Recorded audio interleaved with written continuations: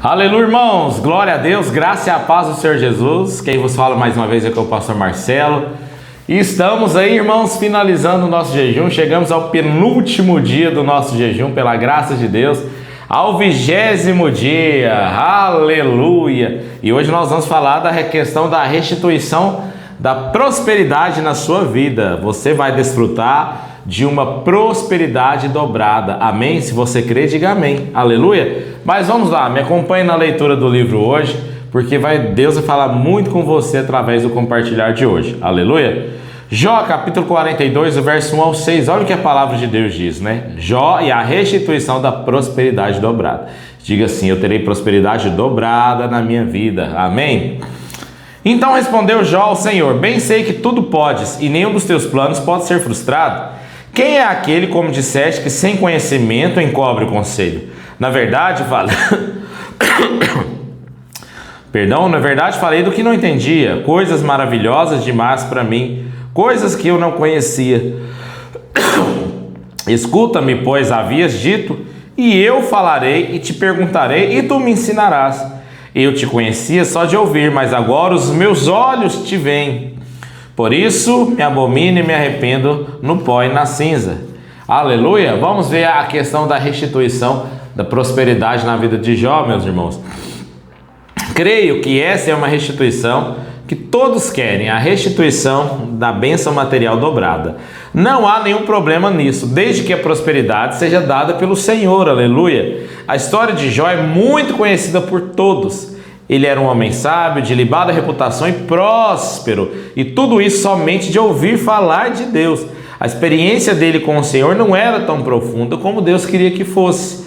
No entanto, Deus queria dar o dobro de tudo o que ele já possuía. O problema é que toda a prosperidade pretendida por Deus para dar a Jó poderia prejudicá-lo ao invés de ajudá-lo.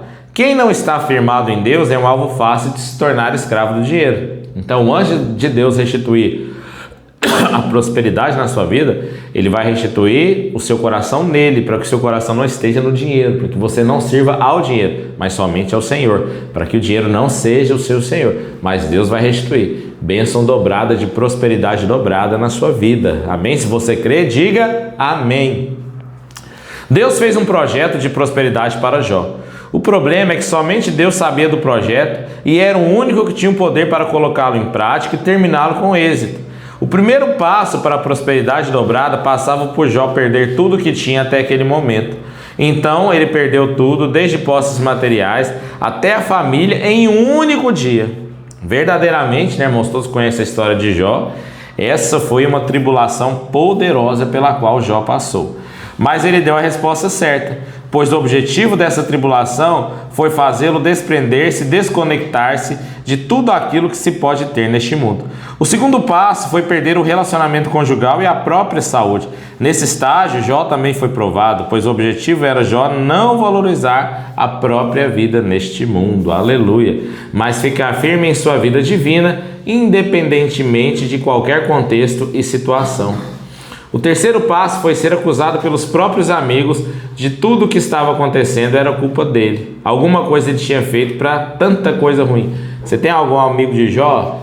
O amigo de Jó é aquele que, em vez de vir com palavras de graça, de amor e de acalento, eles vêm com acusação. Ah, você pecou, está acontecendo isso. Ah, você não devolveu o dízimo. Não tome o lugar do diabo. O diabo que é o acusador. Amém? Né? Jó discordou dos amigos e afirmou que não tinha feito nada para que aquilo acontecesse a ele. Nesse estágio ele evocava que era um homem correto e que não merecia passar pelo que estava passando. Isso significava que Deus estava sendo injusto com ele. Os seus amigos não aceitaram tais afirmações, irmãos, mas também não conheciam a graça divina. Então afirmavam que Deus pune os errados e por isso Jó deveria estar errando em alguma coisa na sua vida, né? E Deus estava punindo ele.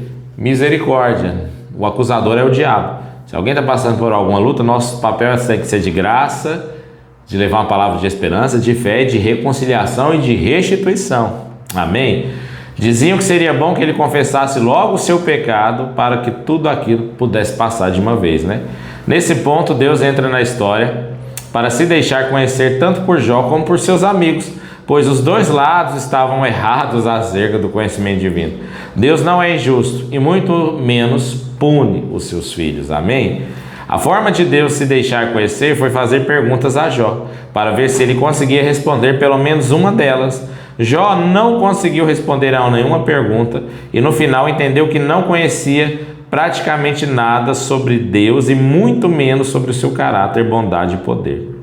Por isso ele escreveu o texto acima no início do capítulo. Ele entendeu que os pensamentos de Deus ao seu respeito eram bons e muito acima do que ele poderia pensar. Ele compreendeu que Deus é o Todo-Poderoso e nada pode parar ou resistir o seu poder. Aleluia! Ele não teve mais dúvida de que tudo tem um propósito divino por trás, controlado por Deus, em um tempo para que esse propósito se cumpra nessa terra. Quando Jó percebeu tudo isso, se humilhou diante de Deus e disse que estava arrependido do que pensou e falou diante do Senhor. Disse mais que agora ele realmente podia dizer que conseguia ver a Deus pelos seus próprios olhos, o que outra hora só ouvia falar dele por boca de outras pessoas. Pronto, Jó chegou onde devia chegar, conhecer verdadeiramente o Senhor pelos seus próprios olhos. Isso fazia confiar completamente em Deus e em sua palavra. Esse é o lugar onde ele, eu e você devemos chegar. A partir desse momento, a vida de Jó mudou e mudou para infinitamente melhor do que ele havia vivido naquele momento. Ele tomou posse da prosperidade dobrada e desfrutou novamente do melhor dessa terra. Ele viveu, desfrutou e morreu em ditosa velhice. Você pode ler essa história e pensar que talvez você prefira não ter prosperidade dobrada e passar porque ele passou. Eu creio que eu também pensaria da mesma forma. Mas eu tenho, meus irmãos, uma ótima notícia para você, né? Que agora vive na nova aliança, que agora está em Cristo. Diga assim: eu estou em Cristo Jesus, aleluia.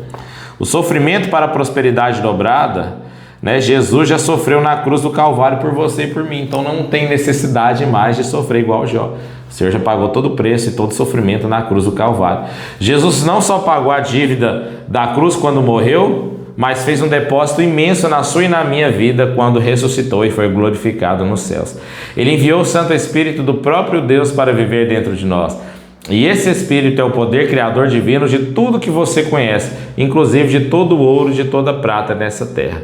Mas a condição para a prosperidade dobrada continua a mesma: conhecer o Senhor com seus próprios olhos. Amém? E esse mesmo Espírito que você recebeu é o revelador de quem é Deus, o Todo-Poderoso, o Altíssimo, o Eterno, o nosso Deus todo-amoroso. Ele abrirá os seus olhos para ver o Senhor verdadeiramente como Ele é, um Pai amado que quer nos abençoar e vai restituir prosperidade e provisão na sua vida nesses dias. Em nome de Jesus, provisão e prosperidade dobrada, restituição completa, aleluia! Foi por isso que o escritor de Hebreus diz que fomos incluídos na igreja dos primogênitos. O que são os primogênitos? Aqueles que recebem porção dobrada da herança. Através da obra do Calvário, Jesus garantiu a mim e a você prosperidade dobrada. Então, se você quer a restituição da prosperidade dobrada, deixe o Espírito fluir e tome posse dela hoje, amém? Ela já está à sua disposição nas regiões celestes em Cristo Jesus. Em Cristo Jesus, deixe o Espírito te conduzir até lá e desfrute da restituição dobrada, da restituição das finanças de forma dobrada na sua vida. Deus vai restituir, vai abençoar as suas finanças, porque o seu coração está nele, não no dinheiro. Aleluia, você tem um Pai amoroso, amém? Esse foi o nosso vídeo de hoje, o capítulo de hoje. Não esqueça da confissão do dia, glória a Deus, de fazer, e deixe eu orar por você, amém?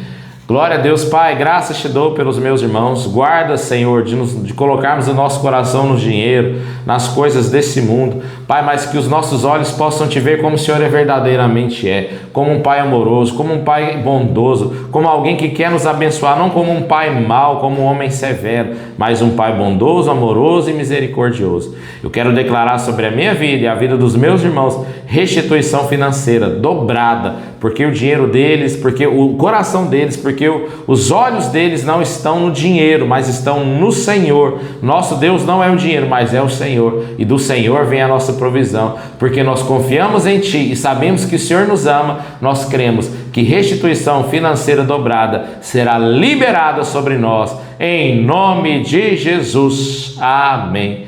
Glória a Deus, meus irmãos. É isso aí. Te espero amanhã no último dia do nosso jejum. Forte abraço.